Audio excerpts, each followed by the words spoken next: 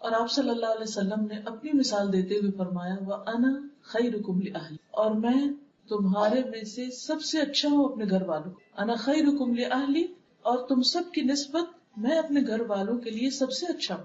عام طور پر ایک اچھے انسان کو اس کے اخلاق اور معاملات سے پہچانا جاتا ہے کہ اس کی گفتگو کیسی ہے، اس کے میل ملاپ کا طریقہ کار کیا ہے، اس کا بولنے کا طریقہ کیا ہے، وہ خوشی میں کس طرح ریئیکٹ کرتا ہے، وہ غم میں کیسے ریئیکٹ کرتا ہے، وہ خوف کے موقع پر، وہ مختلف کیفیات کے موقع پر کس طرح بہیو کرتا ہے. دوسری طرف یہ بھی ہے کہ ہمارا سب سے زیادہ واسطہ اپنے گھر والوں سے پڑتا ہے. ہم دن رات ان کے سامنے ہوتے ہیں، ہم پریٹینڈ نہیں کر سکتے، ہم ان کے سامنے کچھ اور نہیں بن کے دکھا سکتے، ہم وہی ہوتے ہیں جو ہوتے ہیں. اور چونکہ ایک لمبا عرصہ ان کے ساتھ گزرتا ہے تو وہ ہماری اچھائیوں برائیوں دونوں سے واقف ہو جاتے ہیں، ہماری کمزوریوں سے بھی اور ہمارے اسٹرینگث جو ہیں ان سے بھی واقف ہو جاتے ہیں. اس لیے اچھائی کا یہ معیار اچھا خاصا کڑا معیار ہے، اور اس پر پورا اترنا ایک مشکل کام ہے. جن لوگوں سے ہمارا تھوڑی دیر کے لیے میل جول ہوتا ہے، اگر ان کی کوئی بات بری بھی لگ جائے تو ہم عام طور پر درگزر کر جاتے ہیں اور کہتے ہیں تھوڑی دیر کی تو بات ہے، چلو چھوڑو جانے دو.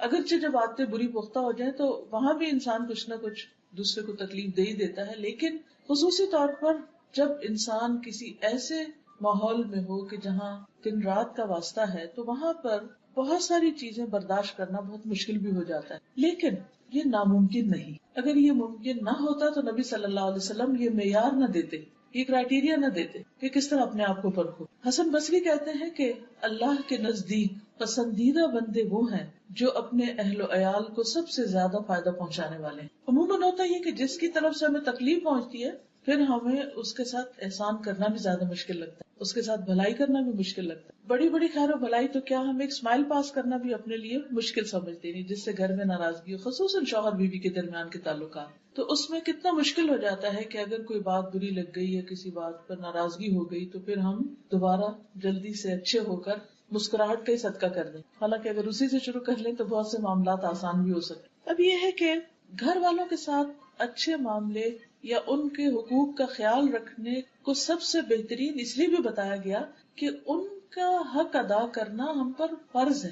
یعنی مرد پر فرض ہے کہ وہ اپنی بیوی کے نان نفقے کا خیال رکھے یا اس کو ایک پروٹیکشن فراہم کرے یا ایسا ماحول دے کہ جس میں وہ باعزت پرسکون زندگی بسر کر سکے. یہ شوہر کی ذمہ داریوں میں سے. اس لیے جب وہ اپنی یہ ذمہ داری پوری کرتا ہے تو اس کے لیے اجر بھی بڑھا ہے. ابن عباس کہتے ہیں کہ نبی صلی اللہ علیہ وسلم نے فرمایا تم میں سب سے بہتر وہ ہے جو اپنی بیویوں کے لیے اچھا ہے. ایک نہیں ایک سے زائد روایات ہیں کہ جس سے پتہ چلتا ہے کہ اچھائی کا معیار گھر والوں کے ساتھ اچھا ہونا ہے. اچھا ہونے کے لیے کیا کیا کرنا پڑتا ہے؟ اس میں سب سے پہلی چیز یہ ہے کہ شوہر اپنی بیوی سے محبت کرتا. محبت تو اللہ ہی دلوں میں ڈالتا ہے، لیکن کوشش بھی کرنی پڑتی. اس کوشش میں پہلی چیز یہ ہوتی ہے کہ انسان دوسرے کی اچھائیوں پر غور کرے. اس کی برائیاں، اس کی کمزوریاں اگرچہ سامنے ہوں لیکن پھر بھی ان سے آنکھ بند کر لے اور جو دوسرے کی خوبیاں ہیں ان کو سامنے رکھے تو ایک دم دل بہتر ہو جائے گا. دوسرے کے احسان کو یاد رکھے. اور پھر خصوصاً اس وقت چونکہ خواتین میرے سامنے ہیں تو اس میں شوہر کی محبت حاصل کرنے کے لیے مطالبہ یا شکوہ یا شکایتیں یا ناراضگی یا ایٹیٹیوڈ دکھانا یا موڈ آف کرنا یہ فائدہ نہیں دیتا.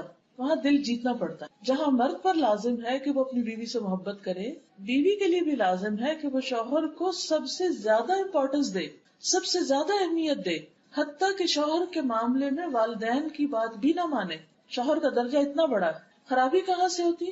صرف ایک طرف سے نہیں ہوتی، دونوں طرف سے ہوتی. بعض اوقات ہم اپنے کسی دکھ درد کو لے کے بیٹھے ہوتے کہ ہمارا فلاں مطالبہ پورا نہیں ہوا یا ہم نے کہا تھا چیز لانے کے لیے کرنے کے لیے وغیرہ وغیرہ تو وہ نہیں ہماری بات مانی گئی، یا یہ ہے کہ ہماری بے عزتی کر دی گئی ہمارے پیرنٹس کے سامنے یا بہن بھائیوں کے سامنے، یا کوئی بھی شکایت ہو سکتی. شکایت کے 100 پہلو، یہ سب تو اپنی جگہ ہے. لیکن حقیقت یہ ہے اس کے باوجود ان چیزوں کو درگزر کر کے انسان اگر تھوڑی دیر کے لیے ان کو کنٹرول کر لے، جیسے شفا کے لیے کڑوی دوا بعض اوقات بہت ناگزیر ہو جاتی، اسی طرح باہمی تعلقات کو اچھا کرنے کے لیے ایسی باتوں کو پی جانا بہت فائدہ دیتا ہے. اس سے انسان کی قدر اور زیادہ بڑھ جاتی. اس لیے تالی دونوں ہاتھوں سے بجتی ہے، دونوں کو ہی ایک دوسرے کی قدر کی ضرورت ہے. لیکن شوہر اگر اس معاملے میں پہل کر لے کیونکہ وہ قوام ہے، اس نے گھر کا نظام درست کرنا ہے، تو معاملات جلد درست ہو سکتے، زیادہ بہتر ہو سکتے. اور پھر اس معاملے میں ہم دیکھتے ہیں کہ نبی صلی اللہ علیہ وسلم کا اسوہ حسنہ کیا ہے. عمرو بن العاص کہتے ہیں کہ میں نے نبی صلی اللہ علیہ وسلم سے دریافت کیا کہ آپ کو سب سے زیادہ محبت کس سے ہے؟ فرمایا عائشہ سے. سچ بولا آپ نے اور اس محبت کا اظہار بھی کیا. تو انہوں نے پھر پوچھا اچھا مردوں میں سے کس سے؟ تو آپ نے فرمایا اس کے والد سے. اس کے بعد انہوں نے مزید بھی پوچھا تو آخر میں وہ کہتے ہیں کہ اس سے اچھا تھا میں یہ سوال نہ ہی کرتا، کیونکہ آپ صلی اللہ علیہ وسلم نے تو اس معاملے میں بالکل جو درست بات تھی، جو اپنی درست فیلنگس تھی وہ بتائی. اچھا بعض اوقات ہم سب یہی کرتے ہیں کہ اگر کسی سے محبت ہو بھی تو ہم اس کو ظاہر نہیں کرتے یا اس کو بتاتے نہیں یا اس تک کنوے نہیں کرتے، جس کے نتیجے میں دوسرا شخص ساری زندگی بعض اوقات غلط فہمی کا شکار رہتا ہے. کچھ لوگوں پر یہ بہت بھاری ہوتا ہے کہ وہ اپنی زبان سے یا قلم سے یہ کہہ دیں کہ میں آپ سے محبت کرتا ہوں، حالانکہ اس میں کیا جاتا ہے، لیکن شاید اس وجہ سے بھی نہیں کہہ پاتے کہ ہوتی نہیں یا وہ آتی جاتی ہے. لیکن اس میں انسان کو ایکسپریسو ہونا بہت ضروری ہے، اور اپنے ایسے جذبات کا اظہار اگر انسان پبلکلی بھی کر دے تو کوئی حرج نہیں ہوتا، کیونکہ نبی صلی اللہ علیہ وسلم نے سب کے سامنے یہ بات فرمائی. حضرت عائشہ کہتی ہیں کہ رسول اللہ صلی اللہ علیہ وسلم قبرستان بقیع سے واپس تشریف لائے تو میرے سر میں درد تھا. میں نے کہا ہائے میرا سر پھٹا جا رہا ہے. آپ نے فرمایا تمہارا نہیں بلکہ میرا سر پھٹا جا رہا ہے. پھر فرمایا عائشہ اگر تم مجھ سے پہلے فوت ہو گئی تو تمہیں کوئی نقصان نہ ہوگا، تمہارے سارے کام میں خود کروں گا، تمہیں غسل دوں گا، تمہیں کفن پہناؤں گا، تمہاری نماز جنازہ پڑھاؤں گا اور تمہیں خود دفن کروں گا. اب شدید درد تھا آپ کو، اور آپ کو معلوم ہے کہ نبی صلی اللہ علیہ وسلم کا درد دوسرے انسانوں کے مقابلے میں دگنا ہوتا تھا. اس درد کے عالم میں، اس تکلیف کے عالم میں، جبکہ حضرت عائشہ کو بھی تکلیف ہے، آپ کیا فرماتے ہیں؟ اپنے کیئر اینڈ کنسرن شو کرتے ہیں، کیونکہ جب انسان بیمار ہوتا ہے نا تو موت بہت یاد آتی. اور آپ بقیع سے واپس آ رہے تھے، قبرستان سے واپس آ رہے تھے، تو اس موقع پر حضرت عائشہ کو کس قدر تسلی دیتے کہ میں صرف دنیا میں نہیں بلکہ تمہارے فوت ہونے کے بعد بھی تمہارے سارے کام کروں گا اور خود کروں گا. یہ جملہ کتنا بہترین جملہ ہے. ہم لوگوں کے یہاں عام طور پر موت کا ذکر کرنا برا سمجھا جاتا ہے، اور اگر کوئی شوہر ان الفاظ میں محبت کا اظہار کر دے تو وہ بیوی الٹا لے گی اور کہے گی اچھا تم میرے مرنے کے انتظار میں. بہرحال یہاں بھی آپ دیکھیے کہ الفاظ سے اظہار ہے، اور بعض اوقات صرف محبت نہیں بلکہ کیئر، کنسرن، خصوصاً اگر کوئی بیمار ہو، اگر شوہر بیمار ہو یا بیوی بیمار ہو یا تکلیف میں ہو. عام حالات میں تو ٹھیک ہے، ہر کوئی اچھی بات کر سکتا ہے، لیکن بیماری کی حالت میں، دکھ درد کی حالت میں اچھے الفاظ منہ سے نکالنا اور مشکل ہو جاتا ہے. حضرت عائشہ فرماتی ہے کہ میں حیض کی حالت میں پانی پیتی اور برتن نبی صلی اللہ علیہ وسلم کو دے دیتی، یعنی گلاس جس میں بھی پانی پیتی. آپ اسی جگہ سے منہ رکھ کر پانی پیتے جہاں سے میں نے منہ رکھ کر پانی پیا ہوتا تھا. یہ بھی محبت کے اظہار کا ایک طریقہ ہے. میں ہڈی سے گوشت کھا کر نبی صلی اللہ علیہ وسلم کو دے دیتی، یہ گوشت میں کھا لیتی، ہڈی آپ کو دے دیتی. آپ اسی جگہ سے کھاتے جہاں سے میں نے کھایا ہوتا تھا. یہ محبت کے چھوٹے چھوٹے انداز ہیں، جسچرز ہیں کہ جس سے باہم ایک بانڈنگ سمجھ میں آتی ہے، نظر آتی. پھر محبت میں یہ نہیں کہ کبھی کبھار انسان چند ڈائلاگز بول دے، بلکہ دوسرے کو کیئر کنسرن کے علاوہ ٹائم بھی دے. وقت دینا ایک بہت اہم چیز ہے. کتنے بھی مصروف ہوں، کیا ہم میں سے کوئی یہ کہہ سکتا ہے کہ میری مصروفیت تو نبی صلی اللہ علیہ وسلم سے بھی زیادہ ہے؟ نعوذ باللہ، کوئی بھی نہیں. لیکن اس کے باوجود آپ دیکھیے کہ آپ صلی اللہ علیہ وسلم اپنے گھر میں وقت دیا کرتے تھے، اور آپ کی ایک سے زائد ازواج تھی، اور آپ روزانہ ہر ایک کو وزٹ کرتے. تھوڑی دیر کے لیے سوچئے، اگر آپ کو دن میں 9 لوگوں کے پاس جانا پڑے تو کیا حال ہو. جا کے ان سے صرف اتنا ہی پوچھے کہ بھی کیا حال ہے، کیسی. امپاسبل. ایک عام انسان تو اپنے ایک گھر کا خیال نہیں کر سکتا، کیونکہ ازواج کے چیمبرز الگ الگ تھے. پھر اسی طرح یہ ہے کہ خوشی کے موقع پر، تفریح کے موقع پر بھی خیال رکھتے. حضرت عائشہ کہتی ہے کہ ایک مرتبہ عید کے دن رسول اللہ صلی اللہ علیہ وسلم کے سامنے کچھ حبشی کرتب دکھا رہے تھے، کھیل کھیل رہے تھے. میں نبی صلی اللہ علیہ وسلم کے کندھے پر سر رکھ کر انہیں جھانک کر دیکھنے لگی. ابھی ایک پبلک کی جگہ ہے، تو نبی صلی اللہ علیہ وسلم نے اپنے کندھے میرے لیے جھکا دیے کہ اور آسانی ہو جائے. میں آپ کے کندھوں پر سے انہیں دیکھتی رہی، اور جب دل بھر گیا تو واپس آ گئی. تو آپ نے مجبور نہیں کیا کہ نہیں تم ادھر ہی کھڑی رہو، آزادی بھی دی، اور جب وہ پاس کھڑے ہو کر دیکھنا چاہتی تھی تو اتنی دیر فیسلٹی بھی دی، آسانی بھی فراہم کی. کتنے مواقع ایسے ہوتے ہیں کہ ہم لوگ ایز اے فیملی گھروں سے باہر جاتے ہیں. وہ اصل ٹیسٹ کا وقت ہوتا ہے جب آپ کسی پکنک پہ ہوں یا کسی ایسی جگہ پر ہوں، تو اس موقع پر عموماً مشکل ہو جاتی ہے، کیونکہ ہر ایک تھک جاتا ہے، یا کوئی پھر اپنی مرضی سے بیٹھنا اٹھنا چاہتا ہے، کھانا چاہتا ہے، نہیں کھانا چاہتا. تو بعض اوقات ہم دوسرے کو بہت مجبور کر دیتے ہیں کہ نہیں جو ہم چاہ رہے ہیں ویسا تم کرو، اس کی زندگی کو کنٹرول کرنے لگتے ہیں. تو اس سے دوسروں کے لیے بڑی مشکل ہو جاتی. محبت کا یہ مطلب نہیں ہوتا کہ کسی کو انسان پوزیس کر لے.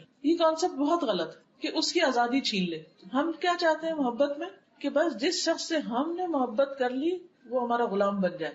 وہ کھائے بھی ہماری مرضی سے، پیے بھی ہماری مرضی سے، اٹھے بھی بیٹھے بھی. ہمیں اگر ٹی وی دیکھنا تو وہ لازمی ٹی وی دیکھے، اور اگر وہ ٹی وی دیکھنے میں ساتھ نہیں دے رہا تو پھر اس کو ہم سے محبت ہی نہیں. عام طور پر مردوں کو یہی شکایت ہوتی ہے نا بیوی، ان کو اخبار کا شوق ہوتا ہے، ٹی وی کا شوق ہوتا ہے، خبروں کا ہوتا ہے، دنیا بھر کی سیاست کا ہوتا ہے. عورتوں کے ان موضوعات سے عام طور پہ دلچسپی نہیں ہوتی، تو پھر وہ بعض اوقات یہ ہوتا ہے کہ وہ کہتے ہیں کہ جی کوئی کمپیٹیبلٹی نہیں، بیوی کو کچھ سمجھ نہیں. تو اس میں مردوں کو عورتوں کی ذات یا ان کے مزاج یا ان کے خیالات یا ان کی دلچسپیوں کا لحاظ رکھنا چاہیے، جس طرح یہاں ہم دیکھتے ہیں کہ نبی صلی اللہ علیہ وسلم کا. پھر اسی طرح حضرت عائشہ کہتی ہے کہ میں گڑیوں کے ساتھ کھیلتی تھی، میری سہیلیاں بھی آ جاتی اور میرے ساتھ کھیل کود میں شریک ہو جاتی، اور جو ہی وہ رسول اللہ صلی اللہ علیہ وسلم کو آتے دیکھتی تو چھپ جاتی. آپ انہیں پھر میرے پاس بھیج دیتے کہ وہ میرے ساتھ کھیلنے لگتی. اور آپ دیکھیے کہ کس قدر خیال رکھا جا رہا ہے بیوی کے شوق کا، کیونکہ حضرت عائشہ کم عمر تھی، اگرچہ وہ میچور بھی تھی، بہت سمجھدار تھی، بہت ذہین تھی، بہت سی باتیں بہت بچپن میں سیکھ گئی تھی، لیکن اس کے باوجود ابھی وہ بچی ہی تھی.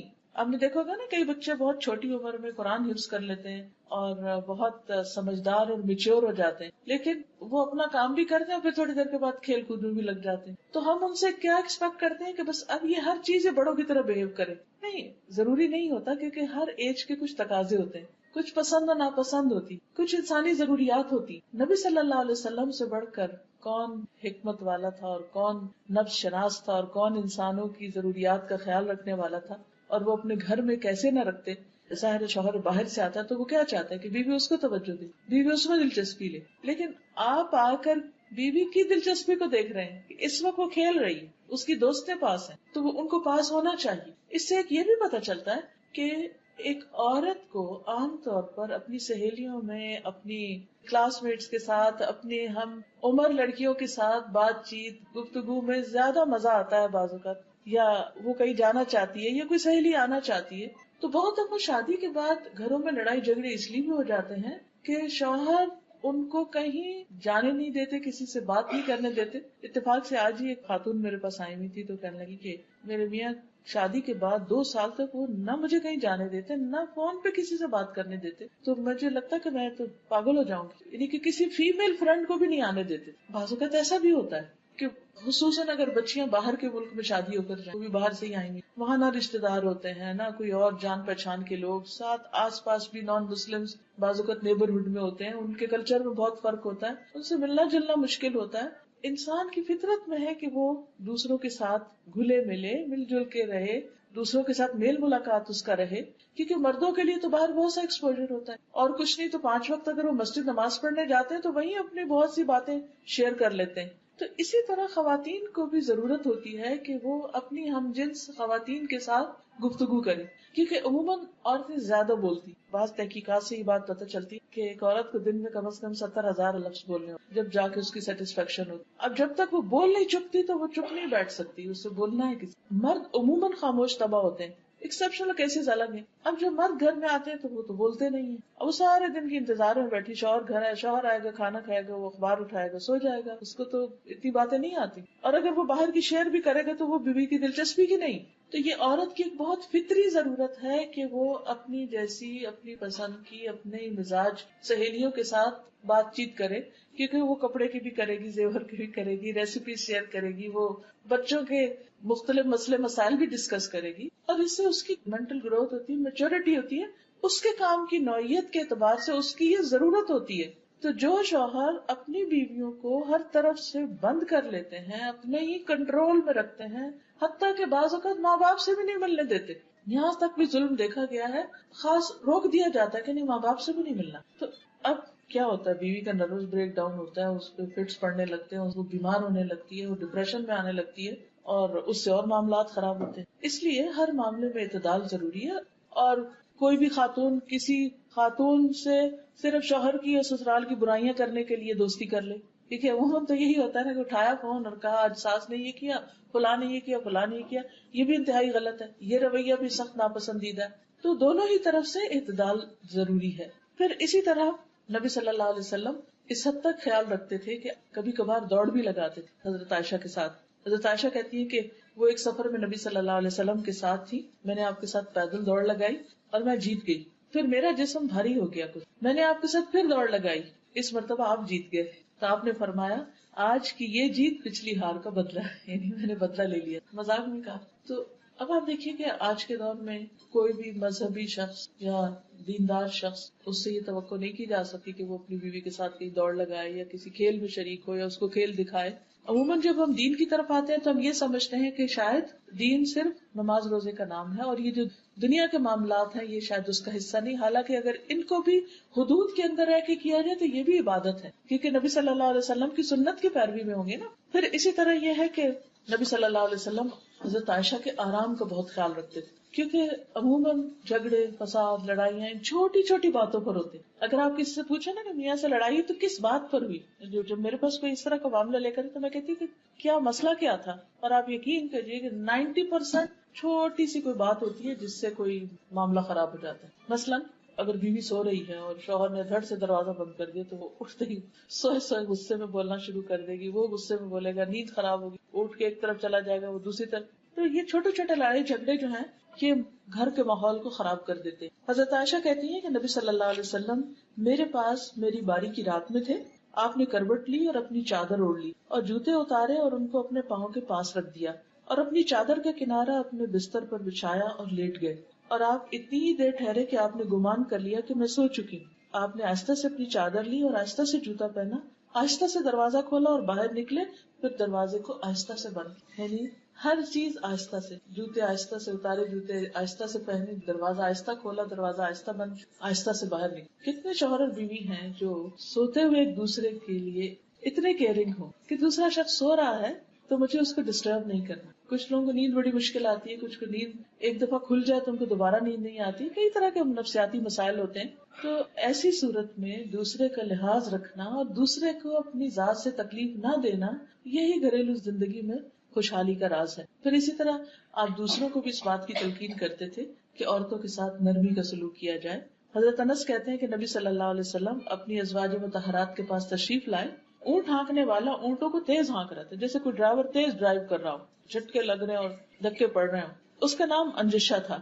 آپ نے فرمایا اے انجشا، تیری خرابی ہو، تم اونٹوں کو آہستہ آہستہ چلاؤ، نازک آبگینے سوار ہیں۔ ویحک یا انجشا سوقت بالقواریر، قواریر کہتے ہیں کرسٹل کو، قواریر من فضة، یعنی خواتین جو ہیں ان کے دل شیشے کی طرح ہوتے، بہت جلدی ٹوٹتے۔ اور ایک حقیقت ہے کہ ہم سب اچھی طرح جانتے ہیں کہ چھوٹی سی بات بعض اوقات ہم محسوس کر لیں، بعض اوقات بڑی بڑی باتوں کی پرواہ نہیں کرتے، کیونکہ ہمارے مزاج کے اندر جسمانی تبدیلیوں کی وجہ سے بھی کئی تبدیلیاں آتی رہتی، کبھی پوسٹ نیٹل اور کبھی پیدائش کے بعد، اور کبھی پریگنینسی میں، اور کبھی پیریڈ سے پہلے، اور کبھی اس کے بعد، اور کبھی پھر جب مینوپاز شروع ہو جاتا ہے، بڑھاپے کے مسائل، 100 طرح کے مسائل ہوتے ہیں۔ عورت اپنی زندگی میں جسمانی اعتبار سے فزیکلی بہت ساری چینجز میں سے گزرتی ہے، تبدیلیوں میں سے اور حالت بدلنے سے، تو اس لیے بہت ضروری ہے کہ اس کے ان مخصوص حالات کا خیال رکھا جائے۔ پھر اسی طرح نہ صرف یہ کہ سواری کو آہستہ چلانے کی بات، بلکہ سواری پر سوار کراتے ہوئے بھی آپ مدد دیتے۔ حضرت انس کہتے ہیں میں نے دیکھا کہ رسول اللہ صلی اللہ علیہ وسلم حضرت صفیہ کی وجہ سے اپنے پیچھے اونٹ کی کوہان کے ارد گرد اپنی ابا سے پردہ کیے ہوئے تھے۔ جب وہ سواری پر سوار ہوتی تو آپ اونٹ کے پاس بیٹھ جاتے اور اپنا گھٹنا کھڑا رکھتے۔ حضرت صفیہ اپنا پاؤں آپ کے گھٹنے پر رکھ کے سوار ہوتی۔ آپ دیکھیے کہ کس قدر کیئر ہے، کیونکہ کبھی آپ نے سے اونٹ پہ سوار ہوا، آپ کو معلوم ہوگا کہ اس کی سواری بہت مشکل ہے۔ تو ایون اونٹ پہ چڑھنا بھی ایک مشکل کام ہے، بیٹھے ہوئے اونٹ پہ چڑھا جاتا ہے لیکن وہ بھی مشکل ہے۔ تو آپ صلی اللہ علیہ وسلم خود پاس کھڑے ہو جاتے، اپنا گھٹنا رکھتے، وہ اس پر ایک طرح سے سیڑھی بنا کے پھر اوپر چڑھتی۔ آج آپ دیکھیے کہ کون مرد ہوگا جو اتنے لاڈ کرے، اور پھر یہ پبلک میں ہو رہا ہے اور اس میں آپ کوئی شرمساری محسوس نہیں کر رہے، اور حضرت انس دیکھ بھی رہے ہیں کہ آپ کیا کر رہے ہیں، اور پھر اس کو آگے روایت بھی کرتے ہیں۔ یہ بھی سنت ہے، یہ چیزیں بھی نبی صلی اللہ علیہ وسلم کا طریقہ ہے۔ اگر ہم اپنے گھروں کے اندر چھوٹی چھوٹی چیزوں میں ایک دوسرے کے مددگار بن جائے تو بہت سے حالات اور معاملات درست ہو سکتے ہیں۔ پھر اسی طرح اپنے سے زیادہ دوسروں کی فکر کرنا، یہ بھی بہت اہم ہے۔ حضرت انس کہتے ہیں کہ میں اور ابو طلحہ خیبر سے واپس آ رہے تھے اور نبی صلی اللہ علیہ وسلم کے پیچھے حضرت صفیہ سوار تھی کہ اچانک رسول اللہ صلی اللہ علیہ وسلم کی اونٹی پھسل گئی اور رسول اللہ صلی اللہ علیہ وسلم اور حضرت صفیہ دونوں گر گئے۔ ابو طلحہ تیزی سے وہاں پہنچے، کہنے لگے یا رسول اللہ، اللہ مجھے آپ پر قربان کرے، کوئی چوٹ تو نہیں آئی؟ آپ نے فرمایا نہیں، خاتون کی خبر لو، یعنی مجھے چھوڑو، ان کی خبر لو۔ چنانچہ ابو طلحہ اپنے چہرے پر کپڑا ڈال کر ان کے پاس پہنچے اور حضرت صفیہ پر کپڑا ڈال دیا۔ اس کے بعد سواری کو دوبارہ تیار کیا، پھر ہم سب سوار ہو گئے. پھر اسی طرح اہم مواقع پر آپ مشورہ بھی لیتے تھے، جیسے صلح حدیبیہ کے موقع پر حضرت ام سلمہ کے مشورے سے آپ نے اپنا احرام کھولا اور باقی صحابہ نے پھر آپ کو دیکھ کر احرام کھولا، کیونکہ آپ اس وقت بہت ڈسہارٹنڈ تھے کہ آپ نے جب لوگوں سے کہا کہ تم اب اپنے احرام کھول دو، ہم عمرے کے لیے نہیں جا سکتے، تو کوئی اپنی جگہ سے نہیں ہلا، کیونکہ کوئی ذہنی طور پہ تیار ہی نہیں تھا کہ اتنے 100 میل سے آئے ہیں ہم عمرہ کرنے اور عمرہ کیے بغیر ہم واپس کیسے جائیں. لیکن حضرت ام سلمہ کے پاس جب آپ نے جا کر لوگوں کے یہ طرز عمل بیان کیا تو انہوں نے مشورہ دیا کہ آپ شروع کر لیجئے، آپ کو دیکھ کے باقی بھی کر لیں گے، اور واقعی ایسا ہوا اور ایک بہت سنگین معاملہ جو تھا وہ آسان ہو گیا، حل ہو گیا. پھر اسی طرح یہ ہے کہ نبی صلی اللہ علیہ وسلم جب آخری عمر میں بیمار ہوتے ہیں تو اس بیماری میں بھی اپنی ازواج کا خیال رکھتے ہیں. ہشام اپنے والد عروہ سے روایت کرتے ہیں کہ رسول اللہ صلی اللہ علیہ وسلم اپنے مرض الموت میں بھی ازواج مطہرات کی باری کی پابندی کرتے تھے. البتہ یہ دریافت فرماتے کہ کل مجھے کہاں ٹھہرنا ہے، کل کو میں کہاں ہوں گا، کیونکہ آپ حضرت عائشہ کی باری کی خواہش مند تھے. حضرت عائشہ فرماتی ہیں کہ جب میرے یہاں قیام کا دن آیا تو آپ کو سکون ہو گیا، کیونکہ شاید اللہ کی طرف سے یہ حکم تھا کہ آپ وہیں پر ہی فوت ہوں گے اور وہیں پر دفنائے جائیں گے، اور پھر اللہ تعالیٰ نے ان کو یہ سعادت بخشنی تھی. بہرحال پھر اسی طرح یہ ہے کہ جب آپ بیمار تھے تو اس سے پہلے رات کو سوتے وقت کا جو عمل ہے کہ اپنے ہاتھوں پر تینوں کل پڑھ کر سارے جسم پر خود انسان دم کرے، ہم میں سے ہر ایک کو کرنا چاہیے، کیونکہ سوتے ہوئے انسان اپنے آپ سے بھی غافل ہے، کوئی چیز آ کے کاٹ نہ جائے یا کوئی چیز آ کے نقصان نہ دے، تو وہ ایک طرح سے پوری حفاظت ہو جاتی. تو جب نبی صلی اللہ علیہ وسلم بیمار ہوئے تو آپ حضرت عائشہ کو کہتے کہ وہ پڑھیں یا وہ آپ کے اوپر ہاتھ پھیرے. حضرت عائشہ کہتی ہیں کہ نبی صلی اللہ علیہ وسلم اپنے گھر کے بعض بیماروں پر یہ دعا پڑھ کر دم کرتے اور اپنا دانا ہاتھ پھیرتے، اے اللہ لوگوں کو پالنے والے، تکلیف کو دور کر دے، اسے شفا دے، تو ہی شفا دینے والا ہے، تیری شفا کے سوا کوئی شفا نہیں، ایسی شفا کہ کسی قسم کی بیماری نہ رہ جائے. اب اس سے یہ پتہ چلتا ہے کہ آپ اپنے گھر والوں کے اوپر بیماری کے وقت میں ہاتھ پھیر کر دم کیا کرتے. اس کا کیا فائدہ ہے؟ کیونکہ جو بیمار ہوتا ہے وہ ایک طرح سے اپنے آپ کو تنہا محسوس کرتا ہے، تکلیف میں محسوس کرتا ہے، تو ہاتھ کا جو ٹچ ہے اور ہاتھ پھیرنا جو ہے اس کے اوپر، یہ اس کے لیے باعث تسکین ہوتا ہے. حضرت عائشہ ہی کہتی ہے کہ رسول اللہ صلی اللہ علیہ وسلم کے گھر والوں میں سے جب کوئی بیمار ہوتا تو آپ معوذات پڑھ کر اس پر پھونک مارتے. پھر اسی طرح آپ گھر والوں کے لیے دعا بھی کرتے. حضرت عائشہ کہتی ہے کہ میں نے رسول اللہ صلی اللہ علیہ وسلم کو خوش طبیعت دیکھ کر کہا، اے اللہ کے رسول صلی اللہ علیہ وسلم میرے لیے اللہ تعالیٰ سے دعا کر دی، یعنی آپ میرے حق میں کوئی دعا کریں. آپ نے فرمایا، اے اللہ عائشہ کے پہلے اور پچھلے اور اعلانیہ اور مخفی سب گناہ بخش دے. اور خوشی سے عائشہ رضی اللہ تعالیٰ عنہا نے پھر ہنسنا شروع کر دیا، یہاں تک کہ ان کا سر حضور صلی اللہ علیہ وسلم کی گود میں جا پڑا، یعنی اس دعا سے وہ اتنی خوش ہوئی. اچھا بعض اوقات گھر والے ہم سے کوئی چھوٹی سی چیز کا مطالبہ کرتے ہیں اور ہم اتنے بزی ہوتے ہیں کہ ہم بات بھی نہیں سنتے، اور خصوصاً جیسے بچے ہوتے ہیں نا کہ وہ کہتے ہیں کہ 1 منٹ کی بات، 1 منٹ، کہتے جاؤ جاؤ ابھی نہیں وقت، پھر آنا. وہ چھوٹا سا کام کہتے کرتے ہم کہتے ہیں ابھی کام یاد آیا آپ کو، ابھی تو مجھے یہ کرنا ہے، ہم تنگ آتے ہیں. تو ٹھیک ہے جب اسٹریس ہو تو کسی کو نہیں کو مطالبہ کسی کام کا کرنا چاہیے، لیکن ایک دوسرے کے لیے سامنے دعا کرنا، بول کے دعا کرنا ایک دوسرے کے ساتھ ایک تعلق کو شو کرتا ہے. پھر اسی طرح حضرت عائشہ کہتی ہے کہ رسول اللہ صلی اللہ علیہ وسلم نے حضرت فاطمہ کا ذکر کیا تو میں نے ان کے بارے میں کوئی بات کہی، اس پر آپ نے فرمایا کیا تم اس پر راضی نہیں کہ تم دنیا اور آخرت میں میری بیوی رہو؟ حضرت عائشہ نے عرض کیا کیوں نہیں؟ آپ نے فرمایا تم دنیا اور آخرت میں میری بیوی. پھر اپنے بعد ان کے لیے فکر مند ہوتے تھے. حضرت عائشہ کہتی ہے کہ رسول اللہ صلی اللہ علیہ وسلم اپنی بیویوں سے فرماتے کہ اپنے بعد مجھے تمہارے معاملات کی فکر پریشان کرتی کہ جب میں دنیا میں نہیں ہوں گا،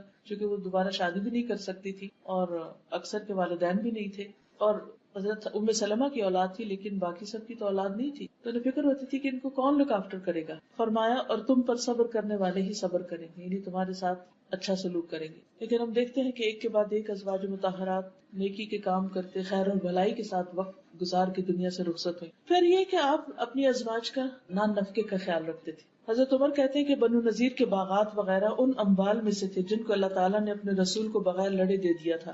یہ اموال خاص طور سے رسول اللہ صلی اللہ علیہ وسلم کے تھے، جن میں سے آپ اپنی ازواج مطہرات کو سالانہ نفقہ کے طور پر بھی دیتے اور باقی ہتھیار اور گھوڑوں پہ خرچ کرتے تاکہ اللہ کے راستے میں جہاد کے لیے ہر وقت تیاری رہے. یعنی جو آپ کا مال تھا اس میں سے آپ نے سب کا باقاعدہ ایک طرح سے نفقہ مقرر کر رکھا تھا. تو اس سے ہی پتہ چلتا ہے کہ شوہر چاہے بیوی کو روزانہ کچھ دے، چاہے ہفتہ وار دے، چاہے مہینے میں دے، چاہے سال میں دے، کچھ بھی دے، لیکن اس کی ذمہ داری ہے کہ وہ بیوی کی ضروریات کا خیال رکھے، اور اس میں کھانے کپڑے کے علاوہ بھی اس کی اپنی پسند سے کوئی چیز لینے کے لیے بھی اس کو اجازت دے. داؤد بن قیس کہتے ہیں کہ میں نے ازواج نبی کے حجروں کو دیکھا، یہ کھجور کی چھڑیوں کے تھے، گھاس وغیرہ سے ڈھکے ہوئے تھے، اور میرا خیال ہے کہ حجرے کی چوڑائی دروازے سے دیوار تک 6-7 ہاتھ ہوگی، لمبائی اندر سے 10 ہاتھ اور بلندی 7 اور 8 کے مابین یا اسی کے قریب.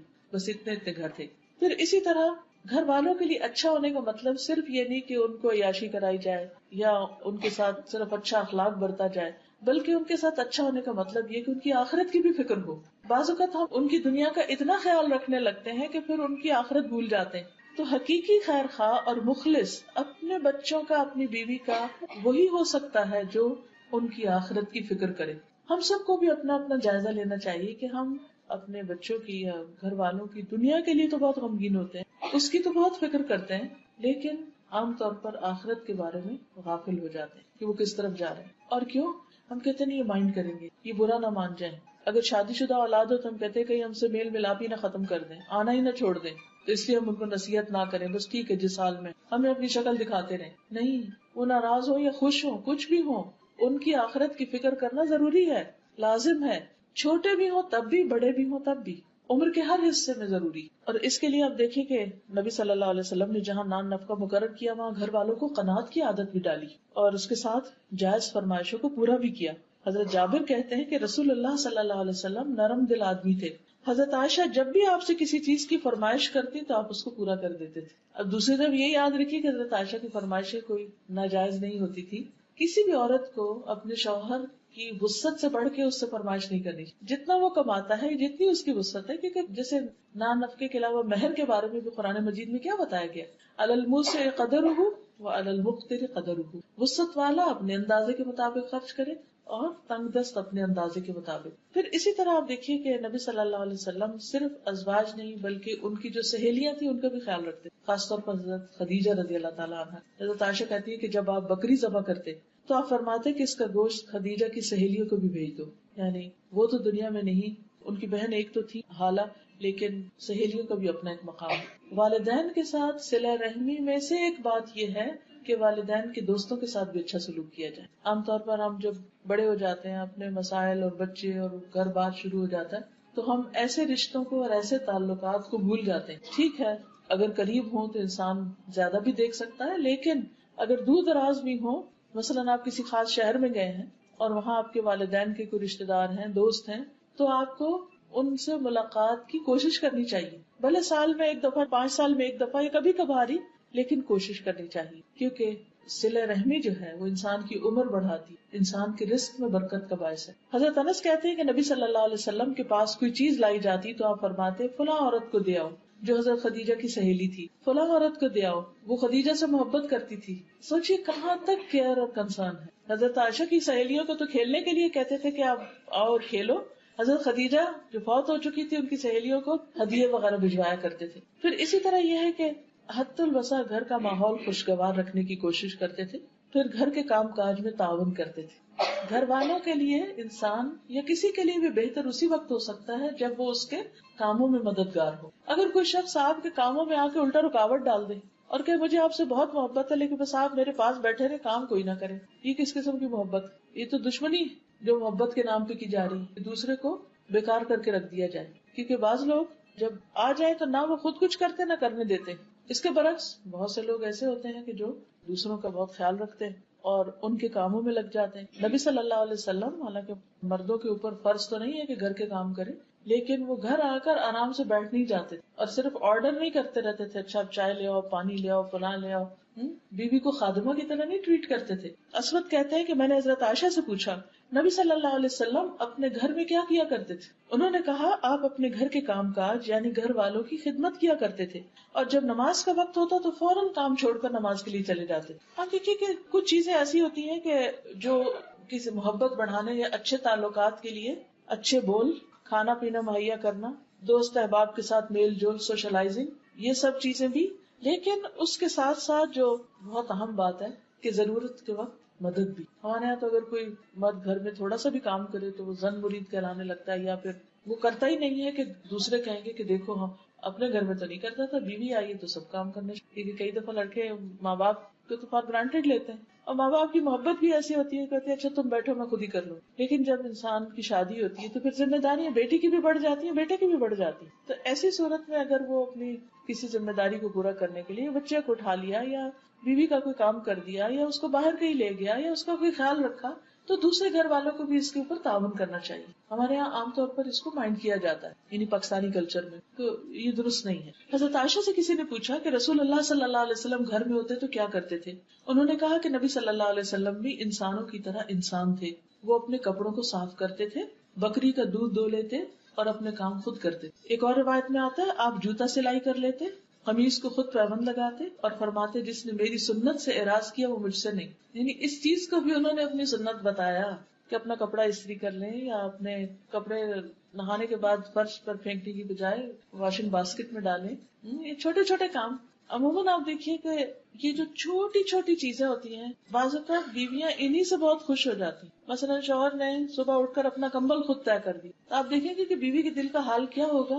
وہ کہے گی نہیں چھوڑیے میں خود ہی کر لوں گی. لیکن اگر وہ نہ کرے اور چھوڑ کے اٹھ جائے تو پھر اس کو خیال آئے گا کہ اتنا بھی نہیں میری مدد ہو سکتی. یعنی اگر شوہر تھوڑی سی بھی محبت دکھائے تو بیوی اس سے کئی گنا زیادہ دکھائے گی، کیونکہ عورت کی فطرت میں ہے، یہ کیئر ہے، محبت ہے، خدمت ہے، یہ اللہ نے اس کے اندر رکھ دی ہے ایک خاندان کے نظام کو اچھا چلانے کے لیے. پھر اسی طرح آپ صلی اللہ علیہ وسلم اپنے کپڑے کو پیبند بھی لگا لیتے اور سی بھی لیتے. اب تو یہ کام عورتوں کو بھی نہیں آتا، تو آپ سوچیے کہ ہم کتنے پیچھے ہیں. پھر اسی طرح گھر والے جو کھانا دیں اس پہ راضی ہو جاتے. جابر کہتے ہیں کہ نبی صلی اللہ علیہ وسلم نے اپنے گھر والوں سے سالن طلب کیا، سالن لاؤ. انہوں نے کہا ہمارے پاس سوائے سرکے کے کچھ نہیں.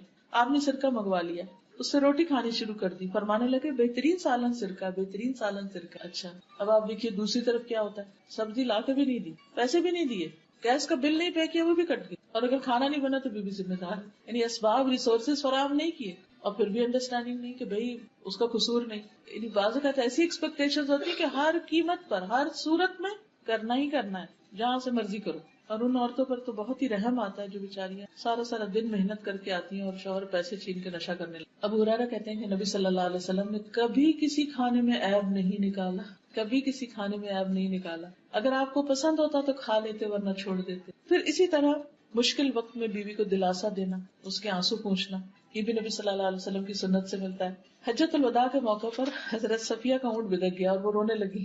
رسول اللہ صلی اللہ علیہ وسلم کو معلوم ہوا تو تشریف لائے اور اپنے ہاتھ سے ان کے آنسو پوچھنے لگے. اب دیکھیے حج کا موقع، ہزاروں کا مجمع، اور آپ لوگوں کو تعلیم دے رہے ہیں، خذوا عنی مناسککم، مجھ سے اپنے مناسک سیکھ لو. اور اتنے میں آپ کو خبر ملتی کہ آپ کی بیوی کا اونٹ بدک گیا ہے اور وہ رو رہی ہیں اور آپ سب کو چھوڑ کر آ کر ان کے آنسو پوچھ رہے ہیں. یہ وقت ہوتے ہیں جب کسی کا دل جیتا جا سکے. دوسری صورت کیا ہے، بیوی روتی رہے، صبح روئے شام روتی رہے لیکن پوچھنا نہیں. اس معاملے میں بعض اوقات عورتیں بہت زیادتی کرتی، وہ جب رونے پہ آتی ہیں تو چپ ہی نہیں کرتی. ایک اور روایت میں صفیہ کے بارے میں ملتا ہے جب وہ رونے سے چپ ہی نہیں کری پھر آپ نے ان کو چھوڑ دیا، کیونکہ کئی دفعہ ایسا تھا نا کہ روتے ہوئے کہاں سے پہنچتے تو اور رونا آ جاتا. پھر اسی طرح یہ ہے کہ بیوی کے مسائل اور مشکلات میں ساتھ دینا. حضرت عائشہ کہتی ہے کہ ہم آپ کے ساتھ کسی سفر میں تھے، جب ہم مقام بیضاء پہ پہنچے تو میرا ہار کھو گیا. رسول اللہ صلی اللہ علیہ وسلم اس کی تلاش میں وہیں ٹھہر گئے اور لوگ بھی آپ کے ساتھ ٹھہرے، پورا قافلہ ساتھ ہے، سب کو ٹھہرا دیا ہار تلاش کرنے اور ایک دفعہ نہیں ڈانٹا. جب وہ قافلہ ٹھہر گیا تو حضرت ابوبکر آ گئے، انہوں نے آ کے حضرت عائشہ کو ٹوکے لگائے کہ تمہاری وجہ سے سارا قافلہ رکا ہوا، سب کا حرج ہو رہا ہے. لیکن پھر اس پر تیمم کی آیات اور وہ سب کچھ نازل ہوا اور وہ اتنا مسلمانوں کے لیے خیر کا باعث بنا. پھر یہ ہے کہ بعض اوقات بیوی تھک جاتی ہے، کوئی اور وجہ ہو جاتی ہے، موڈ آف ہو جاتا ہے، تو اس کو ایشو نہیں بنا لینا چاہیے، کبھی ناراض ہونے کا بھی موقع دینا چاہیے. کیونکہ عورت کے جو کیفیات ہوتی ہیں وہ مردوں سے بہت مختلف ہوتی ہیں، تو بعض اوقات چونکہ وہ مختلف ہوتی ہیں، وہ اس ایکسپیرینس سے گزرے نہیں ہوتے، وہ سمجھتے ہی نہیں کہ ایسا کیوں ہو رہا ہے. حضرت عائشہ کہتی ہے کہ رسول اللہ صلی اللہ علیہ وسلم نے فرمایا جب تم مجھ سے راضی ہوتی ہو تب بھی مجھے پتہ چل جاتا ہے اور جب ناراض ہوتی ہو تب بھی پتہ چل جاتا ہے. حضرت عائشہ نے کہا وہ کیسے؟ آپ نے فرمایا جب تم مجھ سے راضی ہوتی ہو تو کہتی ہو محمد کے رب کی قسم، اور جب ناراض ہوتی ہو تو کہتی ہو ابراہیم کے رب کی قسم. حضرت عائشہ نے عرض کیا ہاں اللہ کے رسول صلی اللہ علیہ وسلم، واللہ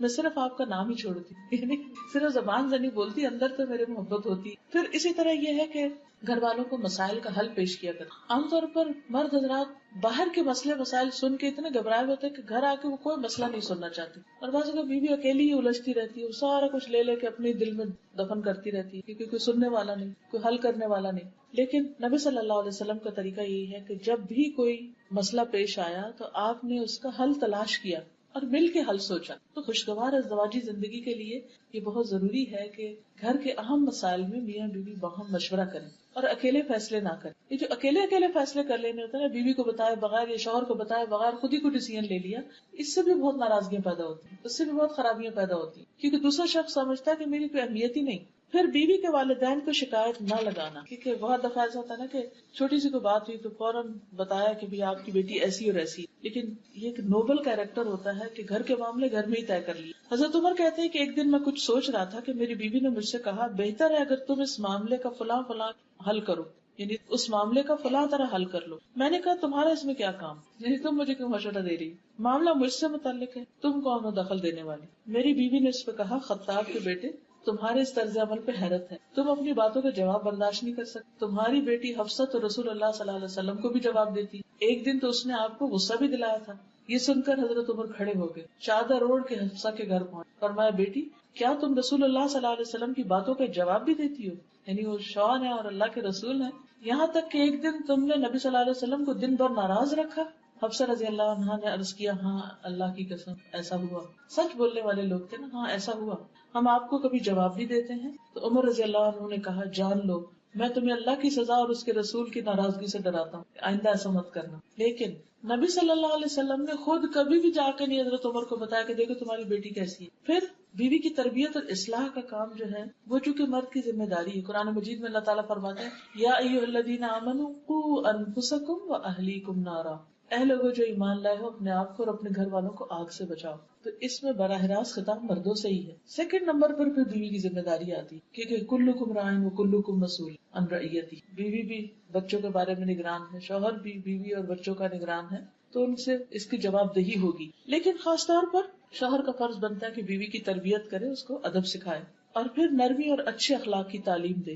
حضرت عائشہ کہتی ہیں کہ کچھ یہودی نبی صلی اللہ علیہ وسلم کے پاس آئے اور کہا السلام علیکم، جس کا معنی تھا کہ آپ پر موت آئے. تو انہیں بہت غصہ آیا، انہوں نے جواب میں کہا وعلیکم السلام واللعنہ، یعنی مزید لفظ اضافہ کیا اور کہا تم پر موت بھی اور لعنت بھی ہو. اس پر رسول اللہ صلی اللہ علیہ وسلم نے فرمایا، ٹھہرو اے عائشہ، اللہ تعالیٰ تمام معاملات میں نرمی کو پسند کرتا ہے. میں نے عرض کیا، یا رسول اللہ کیا آپ نے سنا نہیں انہوں نے کیا کہا؟ آپ نے فرمایا میں نے اس کا جواب دے دیا تھا کہ وعلیکم. تو اگر وعلیکم سے معاملہ حل ہو سکتا ہے یا بدلہ اتر سکتا ہے تو دو لفظ اضافہ کرنے کی ضرورت نہیں ہے. یہ تربیت تھی جو فوری طور پر آپ نے وہاں کی. اگر بچوں میں سے گھر والوں میں سے کوئی زبان میں بے احتیاطی کر رہا ہے یا غلط لفظ بول رہا ہے تو اس کو وہاں روکنا بھی چاہیے. پھر اسی طرح صدقہ کرنے کی ترغیب، آخرت کی فکر کے لیے رات کو جگایا. ام سلمہ کہتی ہیں کہ نبی صلی اللہ علیہ وسلم ایک رات جاگے، فرمایا سبحان اللہ آج رات کیا کیا بلائیں اتری، کیونکہ آپ کو تو پتہ چل جاتا تھا اللہ کی دیے ہوئے علم سے، اور کیسے کیسے خزانے بھی نازل ہوئے، خیر اور شر دونوں ہی. ان حجرے والیوں کو کوئی جگانے والا ہے، یعنی ان ازواج مطہرات کو کوئی اٹھا دے. افسوس کہ دنیا میں بہت سے کپڑے پہننے والی عورتیں آخرت میں ننگی ہوں گی. یعنی تہجد صرف مردوں کے لیے نہیں، نیکی اور عبادت مردوں کے لیے نہیں، عورتوں کے لیے بھی. اور آخرت کا لباس کیا ہے؟ آخرت کا لباس دنیا کا اچھا عمل. پھر اسی طرح اچھا مرد جو ہوتا ہے وہ گھر کے اوور آل حالات پر بھی نظر رکھتا ہے کہ گھر میں کیا لٹک رہا ہے، کیا ڈیکوریشن ہو، کیا پہنا جا رہا ہے، کیا پک رہا ہے، کیا طور طریقے ہیں، کوئی چیز خلاف شریعت تو نہیں ہو رہی. مثلا حضرت عائشہ سے روایت ہے کہ انہوں نے ایک گدا خریدا جس پر تصویریں بنی ہوئی. آپ نے اسے دیکھا تو دروازے پہ کھڑے ہو گئے، اندر تشریف نہیں لائے. میں نے عرض کی یا رسول اللہ صلی اللہ علیہ وسلم میں نے جو غلطی کی ہے اس سے میں اللہ سے معافی مانگتی. فرمایا یہ گدا کس کے لیے ہے؟ میں نے عرض کیا آپ کے بیٹھنے اور اس پر ٹیک لگانے کے لیے. آپ نے فرمایا ان تصویر بنانے والوں کو قیامت کے دن عذاب دیا جائے گا اور ان سے کہا جائے گا جو تم نے پیدا کیا ہے اسے زندہ بھی کر کے دکھاؤ. اور فرشتے اس گھر میں داخل نہیں ہوتے جس میں تصویر، یعنی کہ میں اس گدے پہ نہیں بیٹھ سکتا اور نہ ہی گھر میں ہوگا. بہت سے مرد گھروں میں بہت کچھ حرام چیزیں دیکھتے، غلط چیزیں دیکھتے، بچے غلط کر رہے ہیں لیکن ان کو روکتے نہیں. امر بالمعروف اور نہی عن المنکر بھی گھر سے شروع ہوتا ہے. اسی طرح حضرت انس کہتے ہیں کہ ایک دفعہ رسول اللہ صلی اللہ علیہ وسلم نے ایک آدمی حضرت حفصہ کے حوالے کیا اور فرمایا اس کی نگرانی کرنا. ان کی ڈیوٹی لگا کر گئے تو وہ اس سے غافل ہو گئی، وہ آدمی بھاگ گیا. کوئی قیدی ہوگا یا کوئی ایسا ہوگا کہ جس کو پکڑوایا. نبی صلی اللہ علیہ وسلم واپس تشریف لائے، پوچھا حفصہ اس آدمی کا کیا ہوا؟ انہوں نے کہا یا رسول اللہ صلی اللہ علیہ وسلم میں غافل ہو گئی اور وہ بھاگ گیا. نبی صلی اللہ علیہ وسلم نے فرمایا تمہارے ہاتھ ٹوٹ جائیں، یعنی کہ غصے میں آیا. نبی صلی اللہ علیہ وسلم کے جانے کے بعد انہوں نے اپنے ہاتھ اونچے کر لیے. تھوڑی دیر بعد نبی صلی اللہ علیہ وسلم آئے تو پوچھا حفصہ تمہیں کیا ہوا، یہ ہاتھوں کو ایسے کیوں کیا ہوا؟ انہوں نے کہا یا رسول اللہ صلی اللہ علیہ وسلم آپ نے کچھ دیر پہلے مجھ سے ایسے اور ایسے کہا تھا کہ تمہارے ہاتھ ٹوٹ جائیں. آپ نے فرمایا اپنے ہاتھ کھول لو، میں نے اللہ سے یہ کہہ رکھا ہے کہ میں اپنی امت میں سے جس کسی کو بھی کوئی بد دعا دوں وہ اس کے حق میں مغفرت کا سبب بنا دے، یعنی اس پر لگے نہیں ہوئے. کیا رحمت. پھر اسی طرح غلط کام پر صرف ناراض نہیں ہوئے بلکہ کفارہ بھی بتایا. حضرت عائشہ کہتی ہے کہ صفیہ رضی اللہ تعالیٰ عنہا نے حضور صلی اللہ علیہ وسلم کی خدمت پہ کھانا بھیجا جبکہ وہ حضرت عائشہ کی باری تھی. حضرت عائشہ کے گھر میں تھے آپ، حضرت صفیہ نے کھانا بھیجا. انہوں نے جب لونڈی کو دیکھا تو غصے سے کانپنے لگی کہ یہ کیوں کھانا آیا. تو کہتی یہاں تک کہ میں نے غصے میں برتن توڑ دیا. رسول اللہ صلی اللہ علیہ وسلم نے میری طرف دیکھا تو مجھے آپ کے چہرے پر غصے کے آثار نظر آئے کہ یہ کیا کیا ہے. میں نے کہا میں اللہ کے رسول صلی اللہ علیہ وسلم سے اللہ کی پناہ میں آتی، یعنی اللہ کے رسول کی غصے سے اللہ کی پناہ میں آتی کہ وہ آج مجھ پر لعنت کرے یا مجھے کوئی برا بھلا کہے. پھر میں نے عرض کیا اللہ کے رسول صلی اللہ علیہ وسلم اس کا کفارہ کیا؟ فرمایا برتن جیسا برتن، کھانے جیسا کھانا. اب کھانا بناؤ اور برتن لو اور اس میں ڈال کے واپس کرو. پھر اسی طرح کسی کو تسلی دیتے، کسی کو سرزنش کرتے. حضرت انس کہتے ہیں کہ حضرت حفصہ نے حضرت صفیہ کو یہودی کی بیٹی کہا. حضرت صفیہ سن کے رونے لگی. نبی صلی اللہ علیہ وسلم تشریف لائے تو حضرت صفیہ رو رہی تھی. پوچھا صفیہ کیوں رو رہی؟ انہوں نے عرض کیا حفصہ نے مجھے کہا کہ میں یہودی کی بیٹی. نبی صلی اللہ علیہ وسلم نے فرمایا تم تو نبی کی بیٹی ہو، تمہارے چچا بھی نبی ہیں اور تم نبی کی بیوی بھی ہو، آخر وہ کس بات پر تم سے فخر کرتی؟ پھر آپ نے فرمایا حفصہ اللہ سے ڈرو. آپ نے نبی کی بیٹی کس طرح کا؟ حضرت موسیٰ کی اولاد میں سے تھے، اور ہارون چچا، اور نبی کی بیوی یعنی خود حضور صلی اللہ علیہ وسلم، یعنی تمہاری شان اور تمہارا درجہ تو بڑا ہے. پھر اسی طرح یہ ہے کہ ایک اچھا شوہر اور اچھا خامن جو ہوتا ہے وہ بچوں کے لیے بھی اچھا ہوتا ہے اور بچوں کے ساتھ شفقت اور محبت کو سلوک کرتا ہے. بعض اگر میاں لوگ تھکے ہوئے آتے ہیں، گھر میں اگر شور ہو تو ڈانٹ ڈپٹ سے کام لیتے، اس سے بچے اور زیادہ باپ سے دور ہو جاتے. وہ یہ دیکھتے ہیں کہ باپ آتا ہے تو ماں بھی کہتی چپ ہو جاؤ، سارے سہم کے بیٹھ جاتے ہیں اور گھر میں ایک عجیب سی فضا پیدا ہو جاتی. لیکن اس کے برعکس نبی صلی اللہ علیہ وسلم بچوں کے ساتھ شفقت اور محبت کا سلوک کیا کرتے تھے. ابو ہریرہ کہتے ہیں کہ رسول اللہ صلی اللہ علیہ وسلم نے حسن بن علی کو بوسہ دیا. آپ کے پاس اقرا بیٹھے ہوئے تھے، کہنے لگے کہ میرے 10 بیٹے، میں نے کسی کو بوسہ نہیں دیا. تو آپ نے ان کی طرف دیکھا اور فرمایا جو رحم نہیں کرتا اللہ اس پر رحم بھی نہیں. یعنی آپ بچوں کو اٹھاتے، پیار کرتے، ساتھ لگاتے، چومتے. ام سلمہ کی بیٹی تھی زینب، تو آپ ان کو زینب زینب کہا کرتے، یعنی تصغیر کے ساتھ پیار سے بلاتے. پھر بچوں کی عزت بھی کیا کرتے تو ان کو رسپیکٹ دیتے. ام المومنین حضرت عائشہ کہتی ہے کہ میں نے عادات، چال چلن اور بات چیت میں سب سے زیادہ مشابہ حضرت فاطمہ کو پایا. نبی صلی اللہ علیہ وسلم بہت زیادہ آپ سے ریزمبل کرتے، چلنے میں، بیٹھنے میں، لین دین میں، ہاتھ کے اشاروں میں. جب وہ آپ کے پاس آتی آپ ان کے لیے کھڑے ہو جاتے، بیٹی کے لیے کھڑے ہو جاتے، ان کا ہاتھ پکڑتے، انہیں بوسہ دیتے، انہیں اپنی جگہ بٹھاتے.